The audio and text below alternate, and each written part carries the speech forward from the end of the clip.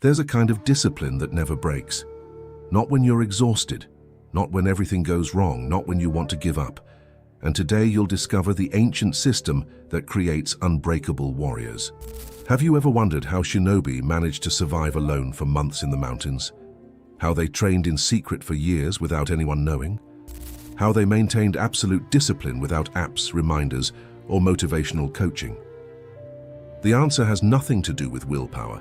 It has to do with something they called Ninpo, the way of the invisible warrior. And when you understand the 5 pillars of this system, you realize that the discipline you've tried to build up until now was built on sand. The shinobi understood something about human beings that modern science only discovered years later. Their brains weren't designed for discipline. They were designed for survival. And that's precisely why their systems work when everything else fails. But it comes at a price. This path doesn't accept those who just want to try. It demands sacrifice. Sacrifice of the weak version of you that trades on your own words.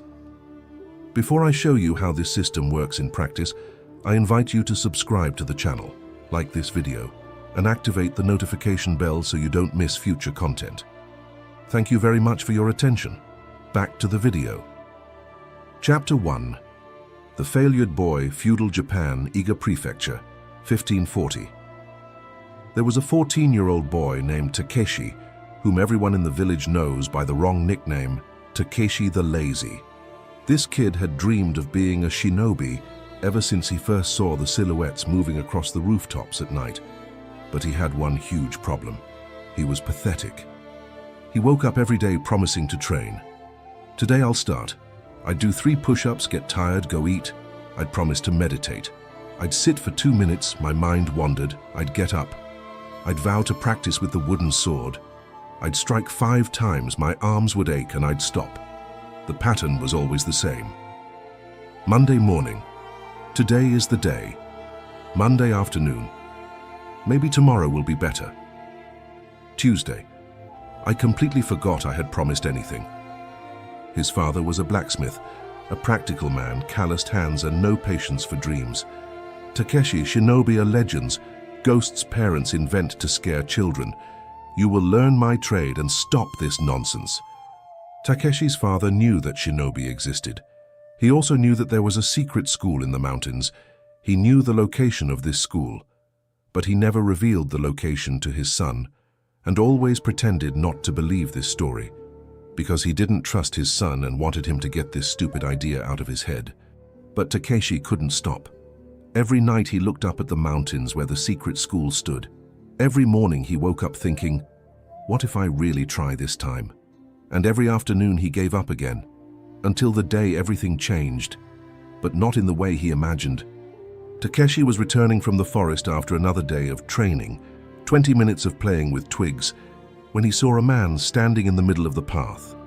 An ordinary guy, plain clothes, nothing special, except for his eyes.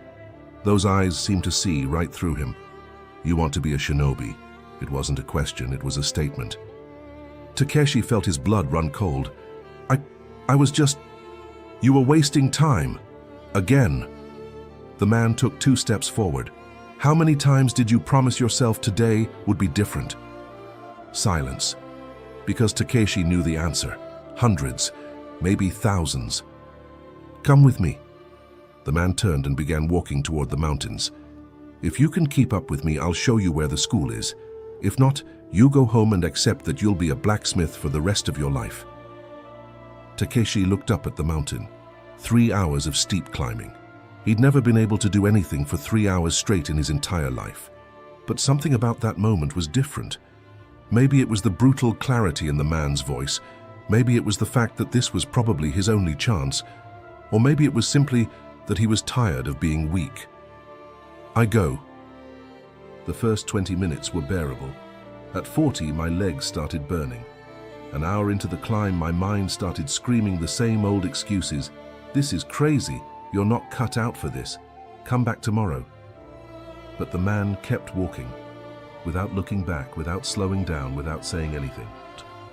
2 hours later, Takeshi was crawling. Hands and knees on the ground, tears in his eyes, his whole body screaming for him to stop. And in that moment, he understood something that would change everything. The pain didn't matter. The fatigue didn't matter. What mattered was the decision he'd made down there at the trailhead. He'd said he would, and warriors keep their word. Takeshi managed to get up and continued walking. 3 hours and 15 minutes later, Takeshi reached the top. He fell to his knees, vomited, and passed out. When he woke up, he was inside a temple. Dark wooden walls, the smell of incense, absolute silence. The man was sitting in front of him. You completed the first lesson of Ninpo without even knowing it. Welcome to the Koga School. Chapter 2. The Death of the Weak Self. Takeshi woke before dawn to a bell ringing. Not a gentle alarm clock, a bronze bell that seemed to vibrate inside his skull. He looked around. 15 other young men were already standing, wearing identical dark clothes, staring straight ahead. The master, the same mountain man, stood in the center of the hall. In Ninpo there are no attempts, there are only 2 states. You are or you are not. From that moment on you are students. Students wake up when the bell rings, no negotiation. Takeshi looked out the window. It was still dark. But sensei, what time? The master cut him with a look that could melt metal. Questions are thoughts. Thoughts create hesitation. Hesitation creates death. The bell rings. You wake. The end. The first week was torture. The bell rang early. Meditation in absolute silence for an hour. Brutal physical training for 2 hours. Strategy study for another 2. Practice stealth techniques until dusk. Sleep. Repeat. Takeshi wanted to give up every single day. But here was the difference. He couldn't. Because in Ninpo, when you walk through the door, you don't make a commitment to yourself. You make an oath in front of everyone. On the first day, each student had to stand before the entire community and declare, I am a student of the ninja way. My word is my life. If I break my word, I am nothing. The entire school witnessed it. 15 other students heard it. The teacher recorded it in a book. Identity changed in that moment. Do you understand what happened there? Takeshi didn't promise to try. He declared himself, and when your identity changes publicly, your primitive brain interprets failure as social extinction. Our ancestors who lost the trust of their tribe died. They were expelled. They couldn't survive alone. Your brain still works exactly this way. When you declare something publicly or to yourself and fail, an ancient part of your brain interprets it as a threat to survival.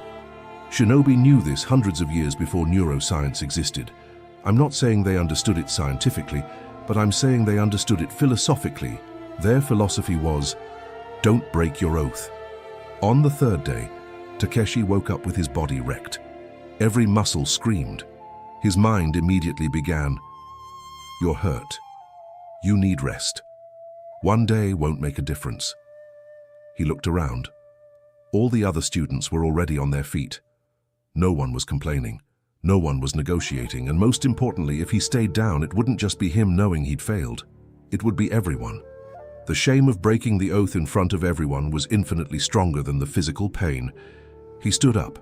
5th night during dinner, one of the students whispered, Man, we can't do this. This pace is going to kill us. The master heard.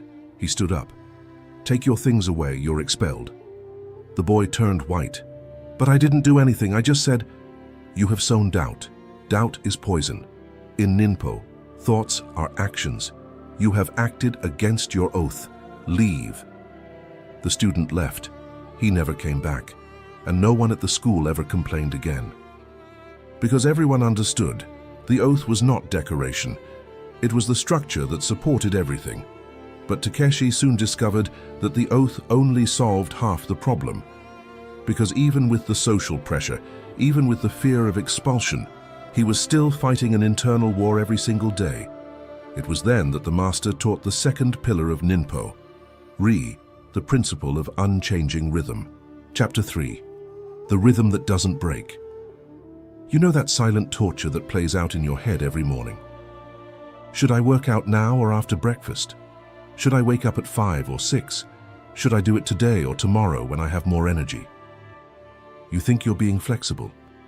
In reality, you're wasting mental energy on micro-decisions that weaken you before you even begin. The master called Takeshi after 2 weeks. "You're still hesitating. I see it in your eyes every morning." Takeshi was surprised. "But sensei, I get up every day. I've never failed." "Standing up is not enough. You are still deciding whether to stand up. As long as there is decision, there is weakness. We must kill decision." The master explained, "In true Ninpo, time is not variable, it is constant. The bell rings in the morning because the universe needs constants. When you remove time as a variable, you remove negotiation." "Your body is stupid," said the master. "But it's a stupid body that learns patterns. If you wake up at a different time every day, your body never knows what to expect. It fights you every time. But when the time is the same every day, your body starts preparing itself before the bell even rings." Takeshi didn't believe it until the 3rd week. On the 19th, he woke up shortly before the bell. His body had learned to do so. On the 25th, his eyes opened naturally 2 minutes earlier. On the 30th, he was fully awake, feet on the ground, mind clear, before any sound. His body had created an internal clock, not because he was special, because the pattern was unbreakable. But the fixed schedule only resolved when to wake up. Takeshi discovered a new battlefield, what to do during training. Some days he wanted to focus more on strength, others on speed. Sometimes he felt inspired to go rock climbing. Other times he wanted to work on sword techniques. His mind had found a new opening for negotiation. Since he couldn't argue about when to train, he began to argue about how to train. The master saw this too. "You are creating chaos where there should be form. In Ninpo, we practice kata, perfect form, repeated endlessly." And then he explained something that sounded like insanity. For 100 days, you will do exactly the same training sequence. Same movements, same order, same number of repetitions. No variation, 0. Takeshi was confused. "But sensei, won't I get bored? Won't I stop evolving?" Boredom is the ego resisting transformation, and you only evolve when the practice becomes so automatic that your consciousness can finally observe the invisible details. Chapter 4. The Form That Frees. I'll tell you what no one tells you about variety. You think variety keeps things interesting, but variety is actually where discipline dies. Every day you change your workout. Your brain has to make micro decisions. Should I squat or run today? How long should I spend on each exercise? Which technique should I practice first? Every decision is a crack where your old patterns leak back in. Takeshi began his personal shugyo period, 100 days, in the same way. The sequence was brutal: 50 push-ups, 100 squats, 30 minutes of sword practice following specific kata, 20 minutes of breathing techniques. The same order, the same place, the same time, every single day. First week, his mind screamed for novelty. "This is stupid. You're human, not a machine. Vary things or you'll go crazy." By the second week, the other students were starting to comment, "Man, you're turning into a robot. Where's the creativity, the self-expression?" The master listened and laughed. "Creativity without foundation is just organized chaos. You want to express yourself? First master the form, only then will you have something to express." The third week was pure psychological warfare. Every day Takeshi had to fight the voice that said, "Do something different today, just for today, just so it doesn't get boring." But he remembered the student who was expelled. He remembered the oath. He continued the form. In the fourth week, something strange started to happen. Mental stamina weakened, not because Takeshi got stronger, because stamina wears out faster than discipline. His brain realized he had no available trade. No matter how many times I screamed for variation, the answer was always the same: no. Eventually, the brain stopped screaming. Week 6 was when the magic happened. Takeshi was mid-push-ups when he realized he wasn't thinking. His body was moving through the sequence on its own, like water flowing along the route it always had. It wasn't boredom. It was freedom. Freedom from the tyranny of constant decision-making. 8th week, during sword practice, he noticed for the first time a microscopic detail in his wrist movement. something that would have been impossible to see if his mind had been busy deciding which technique to practice. The master was watching. Now, you see, when form becomes automatic, consciousness can finally pay attention. A neuroscientist at Kyoto University, who has been studying the automation of behavior for 18 years, has discovered something revolutionary. When you repeat an exact sequence of actions for approximately 66 days in the same context, the basal ganglia take over control of the movement. The prefrontal cortex is freed up for higher functions. The behavior becomes as automatic as breathing. On the 45th, Takeshi developed a fever. His body was weak, his head was heavy, everything hurt. The temptation was obvious. I'll skip today. No one trains when they're sick. I'll come back tomorrow when I'm better. This is where everyone gives up. Where you gave up before because you believe the all or nothing lie. If I can't do it perfectly, I don't do it at all. If I can't do it completely, I wait until I can. This logic seems sensible, but it's actually the silent killer of any consistency you've ever tried to create. Takeshi went to his master.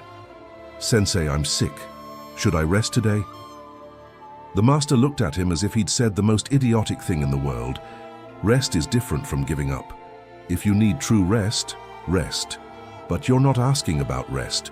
You're asking for permission to create a gap. What's the difference? A river never stops flowing. During a drought, it becomes a trickle. During a storm, it becomes a torrent. But it never stops. The moment it stops, it is no longer a river. It is just a hole where the water used to be. Your practice is the same. And then the master taught the third pillar of Ninpo, Mukyu, practice without gaps. Are you feeling weak today? Do 10 push-ups instead of 50. Meditate for 5 minutes instead of 20. But do something, because momentum is more valuable than perfection. Takeshi did half the normal training. It was horrible, it was imperfect, it was completely sufficient. Because he maintained momentum. He didn't create a gap. The next day, when the fever subsided, his body returned to full training as if nothing had happened. If he had jumped completely, his body would have interpreted it as a change in pattern. It would have resisted the next day. Well, you jumped yesterday, why not jump today too? But because he never created the gap, the pattern remained intact. Day 70, massive storm. The training hall flooded. Takeshi thought he finally had a legitimate excuse. He sought out his master. "Sensei, where do we train today?" The master pointed to the covered patio. "There. But it's raining."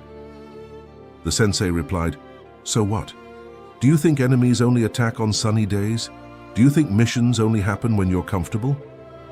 Takeshi trained in the rain. Soaked clothes, slippery ground, bone-chilling cold. But he trained, without a break. Chapter 5. The Invisible Preparation. But Takeshi was about to discover something that nearly broke him, because no matter how strong your oath, how fixed your schedule, how perfect your form, there's one kind of obstacle that knocks everyone down. The obstacle you didn't see coming. Day 80. Takeshi's father showed up at school. Family emergency. He needed to return to the village immediately. Takeshi panicked, not because of the emergency, but because of his training. 20 days to go until the 100 days. If he broke now, the master stopped him before he could speak. "Do you think obstacles ask permission? Do you think life respects your 100 days?" "But, Sensei, I promised to complete." "You promised to practice without gaps. You didn't promise it would be convenient. This is your true test. Not when everything is perfect, but when everything goes wrong." And then, the master taught the fourth pillar, Zengi, prior preparation. Our shinobi is never caught off guard because he has already decided his answers before the questions arise. When X happens, he does Y. Without thinking, without hesitation, he just executes. The master had Takeshi sit down and list every possible obstacle: travel, illness, visitor, emergency, extreme weather, injury. For each one, they wrote down the exact answer. Traveling? Pre-dawn road workout. Sick? Half the reps. Arm injury? Focus on the legs. Rain? Covered patio. Family emergency? Essential 15-minute workout. Takeshi returned to the village. He spent 3 days helping his family. But every day at 4 a.m. he woke up. He did a condensed version, 20 push-ups, 10 minutes of meditation, basic sword kata. The neighbors thought he had lost his mind. Your father needs help and you're playing with a sword at 4 a.m.? But Takeshi understood something they never would. He was helping his father all day. Morning training didn't take anything away from that. It kept his identity intact so he could be strong for his family. He returned to school on day 83. The teacher asked, "How many days did you miss?" "None, sensei." The master smiled for the first time. "Now you're beginning to understand." A behavioral psychologist at the University of Tokyo who has been studying decision-making for 22 years found, when you pre-decide your actions, you remove decision fatigue from the critical moment. Your prefrontal cortex, responsible for willpower, remains intact to execute rather than decide. This can increase your success rate by up to 300%. Day 95. 5 days to go until the 100 days of Shugyo. Takeshi was different. Everyone at school noticed. He didn't talk about training. He simply trained. He didn't promise to wake up early. He simply woke up. He didn't need motivation. The practice happened on its own. The other students began to whisper, "How does he do it? How does he never fail?" One of the older students replied, "He doesn't, he is."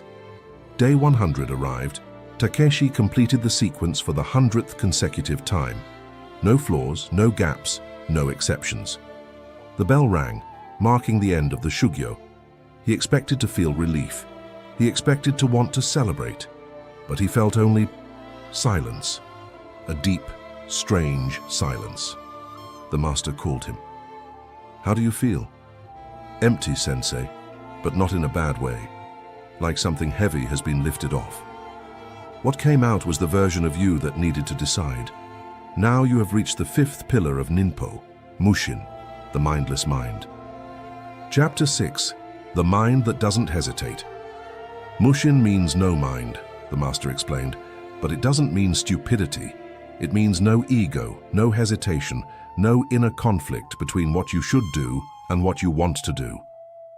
When a samurai attacks you with a sword, you don't have time to think, "Should I dodge or block?" If you think, you die. The response must be automatic, instantaneous, without the interference of the hesitating ego. This is what you built in those 100 days.